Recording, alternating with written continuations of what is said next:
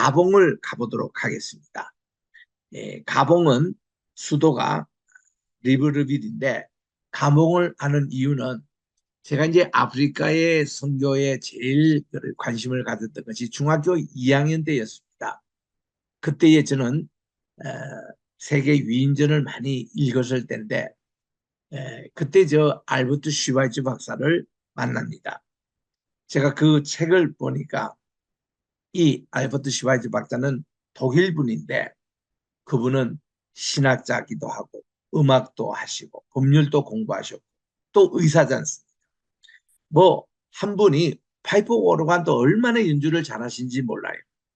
이런 분이 모든 것을 갖춘 분이 어느 날 또 프랑스에 가셔서 프랑스의 국적을 얻게 됩니다. 그래서 당시 프랑스 영으로 있었던 가봉이라는 나라, 이 나라죠. 여기에 가셔가지고 이제 이분이 선교를 하게 됩니다. 그때가 1913년도였죠. 아주 일찍. 그래서 그분이 거기 가셔서 열악한 지역에 헌신하며 선교를 하는데 거기는 뭐 그 당시 너무나도 이게 구제라든지 열악한 지역에 가지고 뭐 선교비 웬만큼 가져가도 그냥 늘 모자랍니다. 그러면 이분은 3년에 한 번씩 유럽에 오셔가지고 선교 보고도 하고 또 파이프 오르간을 잘 연주하시니까 이걸로 가지고 펀드레이징 선교 보험을 마련해 가지고 그 돈을 챙겨가서 다시 또 가봉에 가셔서 이렇게 또 병원을 이렇게 하시고 이런 사역을 하셨어요. 그래서 이제 여기에 공에 또 이분은 또 세계 평화운동에도 기여하셨고 이걸로 1952년도에 노벨 평화상을 받으셨죠. 슈바이츠 박사님이. 그런 이제 나라입니다. 이게 가봉이. 그래서 저는 그때부터 아프리카 가봉은 제일 먼저 가보고 싶었는 나라였습니다. 여기서 이제 슈바이츠 박사님이 하신 병원도 보고 싶었고 이제 그 마을도 이제 가고 싶었고 이제 이런 곳인데 이 나라는 그 슈바이츠 박사님이 65년 뒤에 이제 돌아가셨으니까 그때 이 가봉에서 돌아가셨어요. 90세 때 마지막 그것도 다 여기서 계셨는데 60년대 프랑스로부터 독립을 했어요. 독립국가입니다. 고전에는 이제 프랑스의 그 연방 그저 속국으로 있었던 이 나라가 이제는 현재는 독립국가로 있으면서 독립하고 나서 한 5년 만에 슈바이츠 박사님이 이 나라에서 돌아가신 거죠. 그래서 이 가봉을 제가 꼭 좀 소개하고 싶습니다. 이 가봉은 이 아프리카 중서부에 있는 나라입니다. 수도는 리브르빌입니다. 인접국으로는 적도 기니와 또 카메룬, 콩고 나라가 있습니다. 1960년 8월 17일 프랑스로부터 독립한 후에 1967년 12월 2일부터 2009년 6월 8일까지 가봉의 대통령으로 재임한 오마르 봉고의 아래 42년의 긴 장기 통치를 받았던 나라입니다. 1990년에 새로운 헌법이 개정이 돼가지고 다당제 정부 개혁을 위한 투명한 선거 제도를 도입했습니다. 인구가 적고 또 천년 자원이 풍부하여 외국 자본의 투자가 활발하여 아프리카 대륙에서 비교적 윤택한 생활 수준을 현재는 유지하고 있는 나라입니다. 면적은 한반도보다 조금 큽니다. 한 26만 제곱평방킬로미터니까 한반도가 22만이니까 조금 보다 커요. 인구는 230만밖에 되지 않습니다. 아주 적죠. 인구 밀도가 굉장히 낮습니다. 1968년도 3월 12일 날 종족들에게 기초하여 조직되었던 다당제를 폐지하고 민주연맹과 민주사회동맹을 합당하여 유일 집권당인 민주당을 창건했다고 합니다. 1980년 1월 국민회의 선거가 진행이 됐고 정부는 대외적으로 비동맹 운동을 표방하고 있습니다. 최고 입법기관은 단원제 국민회의며 국가수반은 가봉의 대통령인데 정부는 대통령 중심제로 움직이고 있습니다. 콩고와 카메룬, 적도 기니와 맞대어 있는 나라. 그래서 아까도 말씀드린 대로 인구는 50 예, 234만이고 여기서 58만인 것은 수도 인구를 얘기합니다. 수도가 25만, 25만이고 메트로가 58만 이렇게 될 겁니다. 영토의 80%가 산림지대이고 열대성 기후로서 연평균 기온이 30에서 35도입니다. 그리고 강우량은 꽤 많은 편입니다. 이분이 현재 대통령인 브라이스 코테르 올리구의 누메니라고 이분이 현재 대통령이십니다. 수도는 리브레브릴, 여기서는 이제 그 에스투에르의 주의 주도이고 1849년도 해방 노예 출신 인사들로 인해서 건설된 곳이라고 합니다. 가봉강 어귀에 세워졌으며 기니만으로 빠져나가는 항만에 위치해 있는 바로 이 수도입니다. 이 수도에서 국제공항이 11km 떨어져 있습니다. 비교적 짧은 거리인데 여기 항공편을 통해서 유럽과 서아프리카 국가들, 미국과 다 연결이 될 수가 있습니다. 또 택시가 괜찮습니다. 여기에 주요 이제 그 수출품으로는 호두나무, 흑단, 마호가니 이런 것이 있고 코코아, 고무, 야자, 석유 등 수출품입니다. 이런 게 다 비슷한 게 제가 지난주에 말레이시아에 있었는데 말레이시아도 여기 있는 수출품과 비슷한 그런 것을 이렇게 수출하고 있습니다. 자, 알버트 슈바이스 박사 1875년생이시고 1965년도에 90세 일기로 바로 이 가봉에서 돌아가셨습니다. 그분의 생명에 대한 경외, 이거를 영어로 보면 Reverence for Life라고 합니다. 이 생명에 대한 경외, 이 사상이 이분의 전 생애를 이렇게 참 지배합니다. 근데 생명에 대한 이 경외가 어디로부터 영향을 받았냐면 힌두교에서 영향을 받았다고 그래요. 힌두교는 범신은 아니겠습니까? 윤회선을 믿잖아요. 전생, 이생, 내생이 이렇게 믿는데 이 시바지 박사는 정말 기독교 루트교 목사님이에요. 그러면서도 사상은 힌두교 이거를 받아들여 가지고 범신론을 믿고 윤회설을 믿고 있는 이런 종교에서는요 함부로 생명을 죽이지 못합니다. 왜냐하면 이 생명이 또 내생에 어떤 모습으로 이제 태어날지 모른다는 거죠. 그리고 또 우리가 전생에 어떤 죄업이 있어 가지고 이 생에 이렇게 고생한다. 이렇게 이제 늘 믿는 것이 있기 때문에 시바지도 여기에 이제 영향을 받습니다. 그래서 여러분들 인도에서 오시거나 힌두교를 믿는 이 사람들은요 집안에 가면은 바퀴벌레 하나 죽이지 않습니다. 파리 한 마리 죽이지 않습니다. 개미가 드실드실합니다. 같이 더불어 살아요. 왜냐하면 이 사람들은 한 생명 이게 언제 다시 뭘로 태어날지 모른다는 거죠. 뿐만 아니라 슈바이츠 박사도 그런 면이 있었는데 식물 있잖아요. 이런 우리 자라는 나무 여기에 대해서도 함부로 하지 못하도록 굉장히 엄하게 했다고 그럽니다. 그 부분에 대한 일화도 이제 조금 이따 소개하겠습니다만은 우선 우리 슈바이츠 박사부터 좀 우리 살펴보겠습니다. 이분은 독일에서 태어나신 독일 분이죠. 그런데 프랑스로 귀화하셨습니다. 그래서 프랑스의 의사, 또 음악가, 철학자, 신학자, 루트교 목사였습니다. 생명에 대한 경의가 이제 그의 고유한 철학이 돼가지고 아프리카 의료 봉사에도 이렇게 그리고 또 전 인류에 대한 그런 동포에도 이렇게 발휘하신 분인데 이걸 때문에 1952년도 노벨 평화상을 수상을 하셨습니다.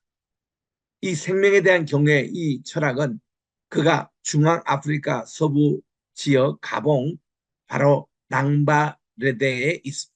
낭바레데가 시골인데도 여기에서 그가 이제 터잡고 평생을 의료 사업을 하신 거죠. 이 알버트 슈바이츠 박사님의 병원을 세울 때에 설립 이념이 생명에 대한 경외였다는 겁니다. 그리고 한편 음악가이자 오르간 연주자였기 때문에 그는 독일의 작곡가인 바하 그 연주의 전문가였습니다. 세계적으로 인정을 받았던 분이죠.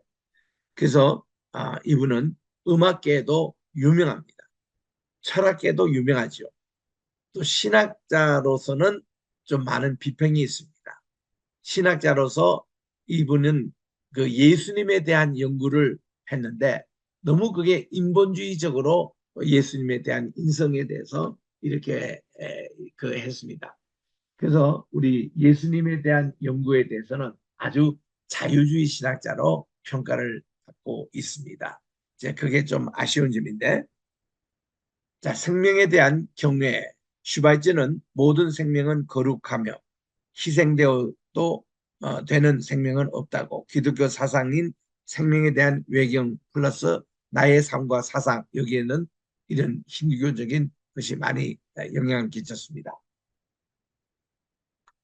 그래서 우리 한국에서 이일선 박사님이라고, 이분은 울릉도에서 한센들을 섬겼던 어, 유명한 분이지 않습니까? 이분이 우리나라 사람으로 유일하게 그 가봉에 가셔서 슈바이츠 박사님의 병원에 같이 근무를 하신 적이 있습니다.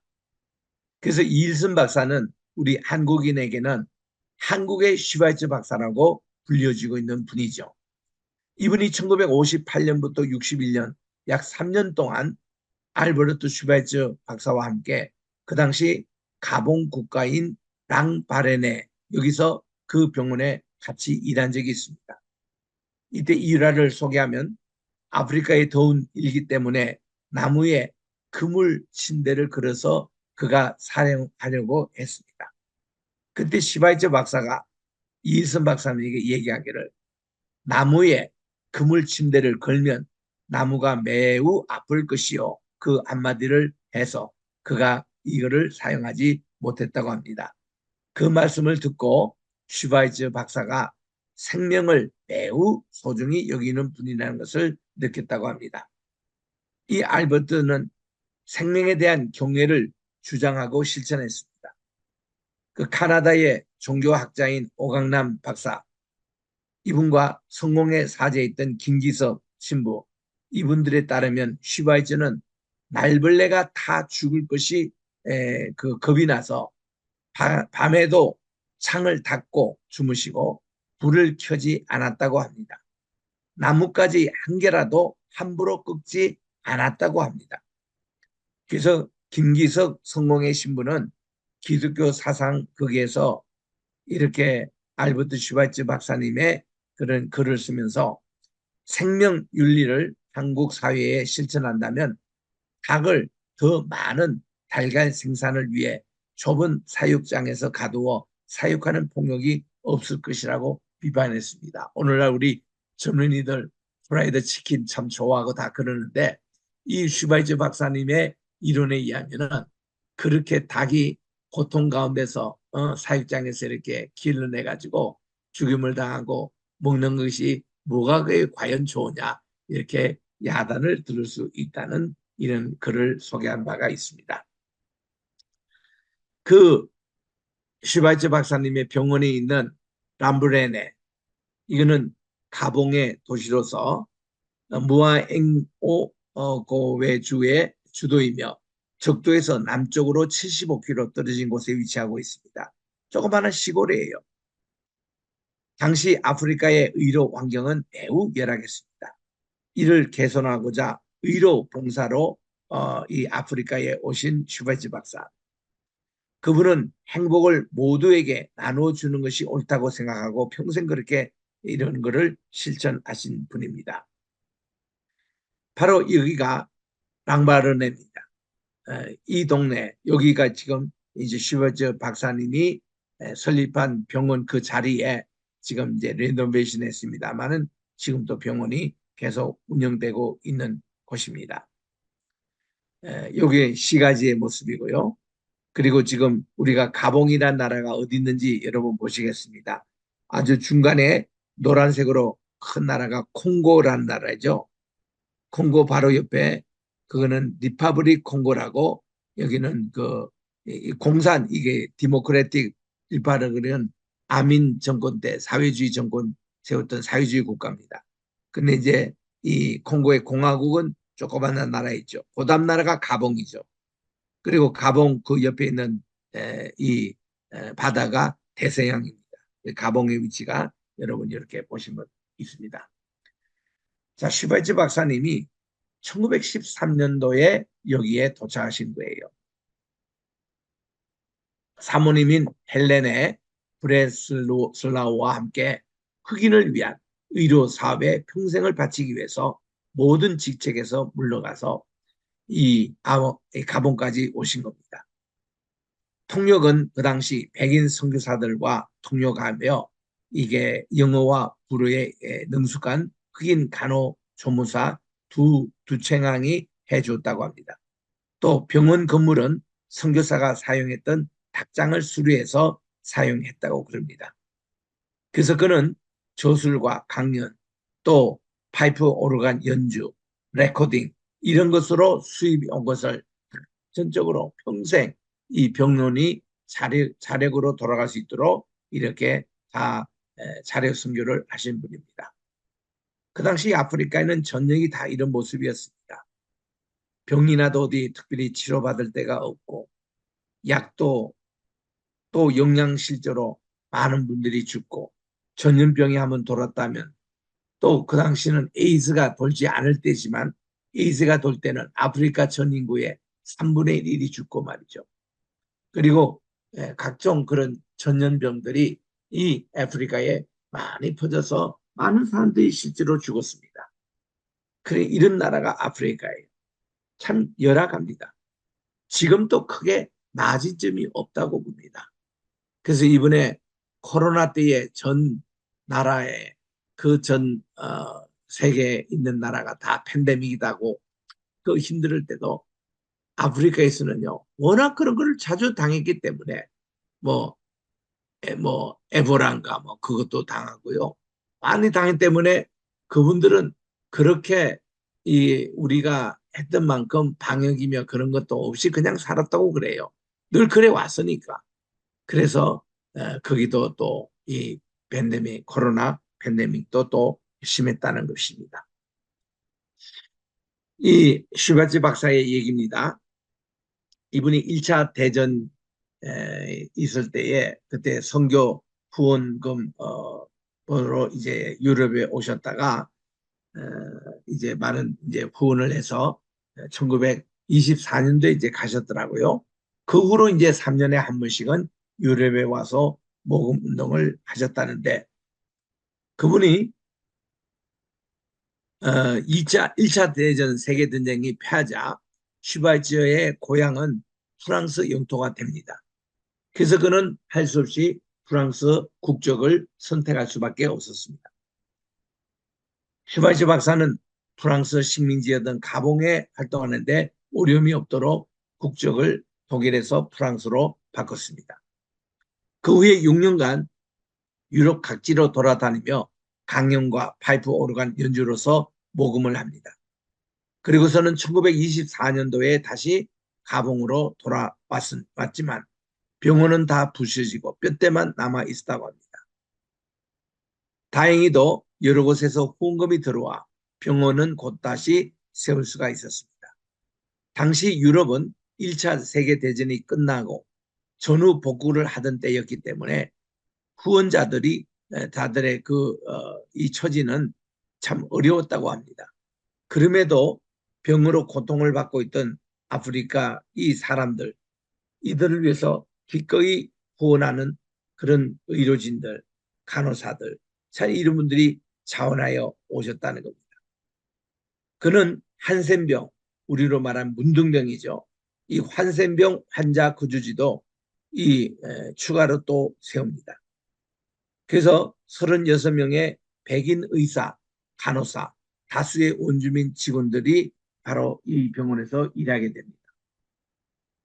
그리고는 계속 또 이제 유럽에 가서 연주회 후에 버는 돈 가지고 여기에 또 자기 저술한 책의 인쇄를 또 이렇게 해서 선교비는 모두 중단했다고 그럽니다.